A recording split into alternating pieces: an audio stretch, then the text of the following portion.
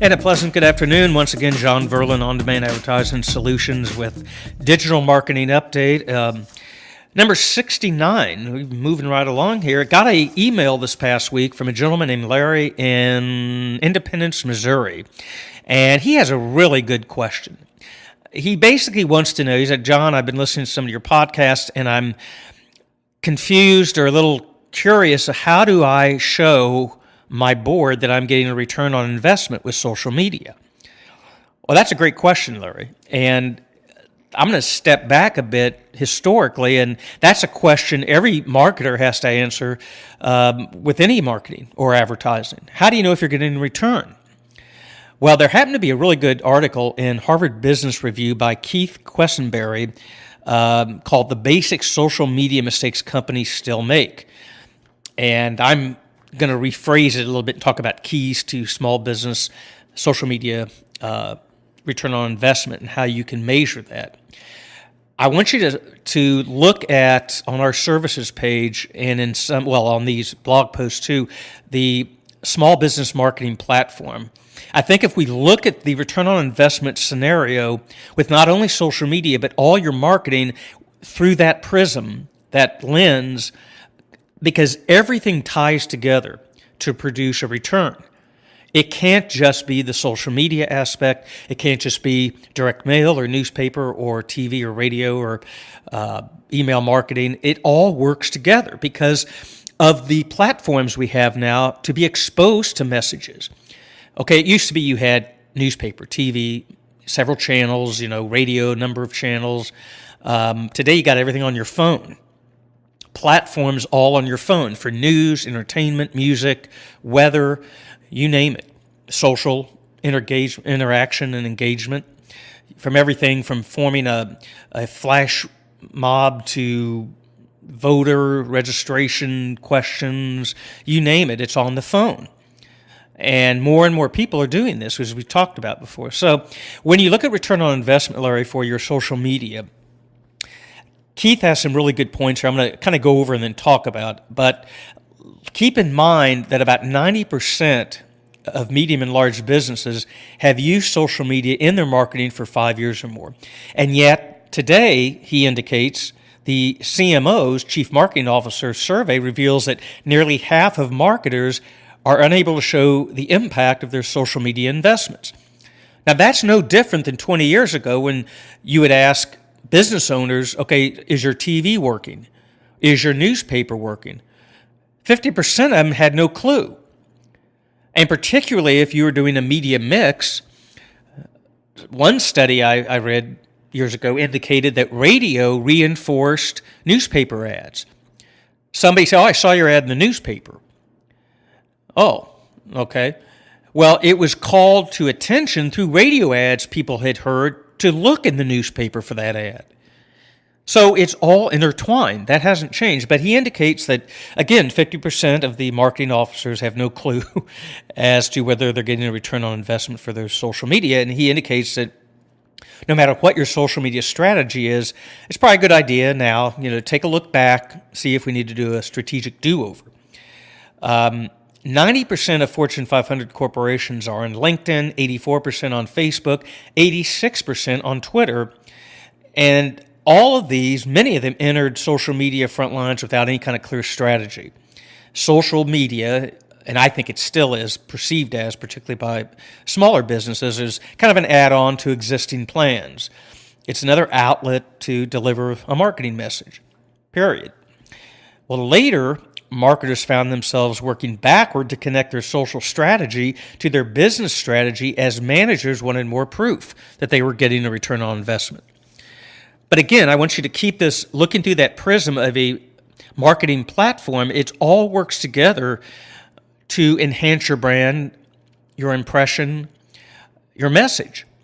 Through your website, your blog, social media posting, all the other advertising you're doing, all of it works together. Because you may have a month. The problem is you don't know the customer experience. You don't know when they're ready to buy.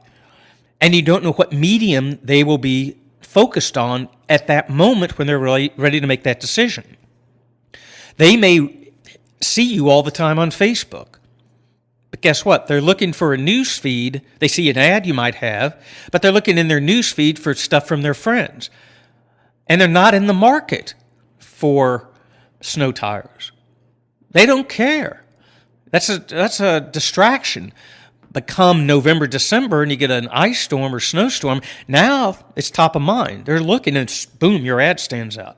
So you never know where they're at in that buying cycle, and that's why the consistency and all this is so important, and why it's important to look at this return on investment through that prism of the entire platform. He said that one mistake a lot of businesses make is to limit the brand presence to just the popular social media channels. A lot of them do multi-channel social media strategy. 2/3 of the Fortune 500, 66% are on YouTube, under half are on Instagram, a little over a third have corporate blogs, and a third are on Pinterest. So if you're not using these or other platforms, you might be missing out on some business opportunities. That stands to reason. It's determining in your strategy, tying into your business strategy, who's our market?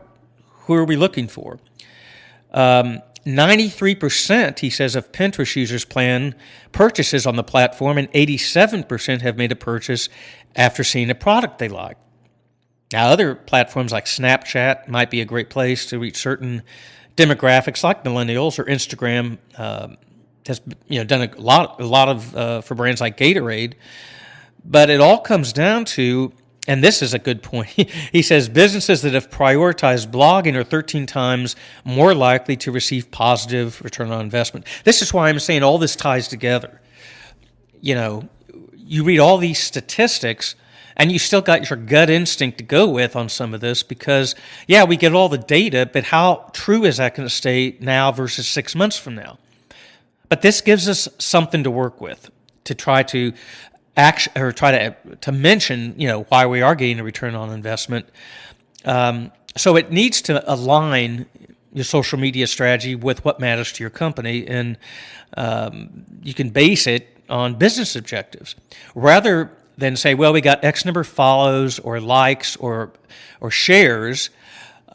Look at, okay, what was the business goal we wanted from this?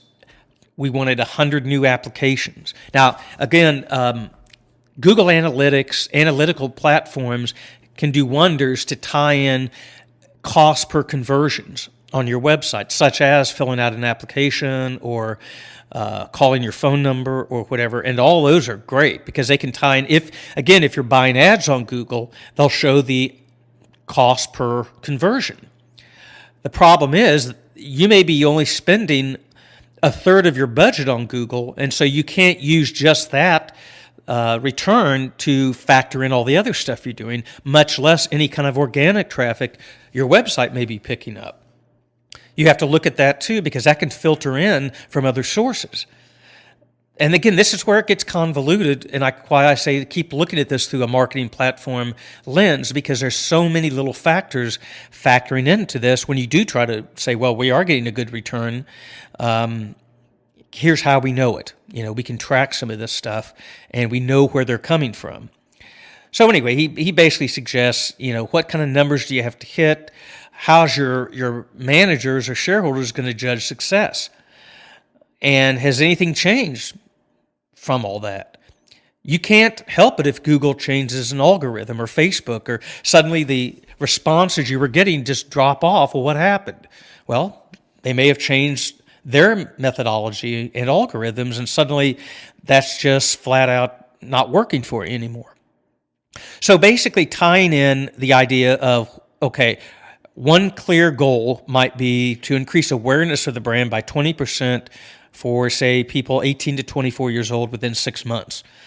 Hootsuite suggests that real business goals often come from business conversions, brand awareness, and customer experience.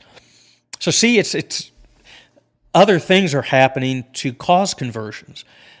But he says that basically achieving a better return on investment may require closing social accounts that aren't aligned with your business objectives, or even decreasing social action to put focus on posts of more substance. Buffer Social, he indicates, recently got better results by posting less, not more, on Facebook. So again, it comes down to kind of testing. You may be overplaying your hand on some of this. And that's true with any marketing or advertising. You may be doing too much and wearing people out, and they don't respond. Again, it's testing to find that right content and that right mix. And speaking of content, once you get your objectives and selected the right platforms, you have to create content that audiences will find value. Solve a problem they're facing, deliver a timely message, or just make them laugh. Stories that evoke emotion tend to perform better than straight sales messages. We've talked about all this before on other podcasts. Even paid social media posts merely by reach, the content itself must be engaging enough to draw action beyond a view. Plus, valuable content often gets shared, increasing your reach even further. And don't simply post the same content to all of your social accounts. Customizing the content and scheduling for each channel will get better results. You're not going to have the same message on Twitter that you are on Facebook, perhaps. It may be a different angle you're looking at or something. So it needs to be, that's just where the creativity comes in, the expertise, that kind of stuff, experience in delivering to those audiences your message. Okay, so content can only get you so far. Social media return on investment is also earned in responding to customers. Now, how many times have you had somebody comment on your Facebook page, good or bad, about your services or products, and you didn't respond? Well, he says 10% of companies respond. That's a selling opportunity, and you should respond to everything. And again, that's one more element coming into this return on investment, and that is why people are even going to social media in the first place, because that's where they're hanging out. That's why you can't just focus on it and exclude everything else, or not focus on it at all and just throw it out there as an add-on, because that is where people are engaged at. And Google Analytics can show that, well, yeah, you're getting people from Facebook coming to your website. You can track that, and that is one way to do it. And anything you buy is usually going to produce more results, you would think. But what about you're not buying any social media, you're doing all on TV, but people have gone to your Facebook page to complain, and you don't answer it. Now, he says they also say that they are finding, companies are, when there's a sales drop, that can be tied to a negative post on social media. So that's why the measuring business goals, not just like shares, and things like that, is one way of kind of producing a return on investment strategy, that we want to grow our brand by 20%, or we want to see X number of conversions on our application, or X number of phone calls, or something tied to a way you can track it with analytics on social media. So really, it's just take a step back, ensure you're considering broader business goals, target the market, make sure you're using the right platforms and engaging in the right way, and make sure you have all the right tools and metrics in place. It's a lot easier to prove that when you do have that, and you can show, okay, here's our strategic plan of what we're going to measure. Then at the end of a year or whatever, you can refer back to that, and you can see from the analytics you've done and the conversions how many, per cost per conversion or whatever you were getting.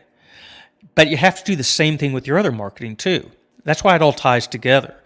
I mean, if you said, well, we had one negative comment that cost us 30% of product sales, wow, how valuable is that? John Verlin at johnverlin12 at AT&T.net if you have any comments or questions. OnDemandAdvertisingSolutions.com is the website, and we'll talk to you soon.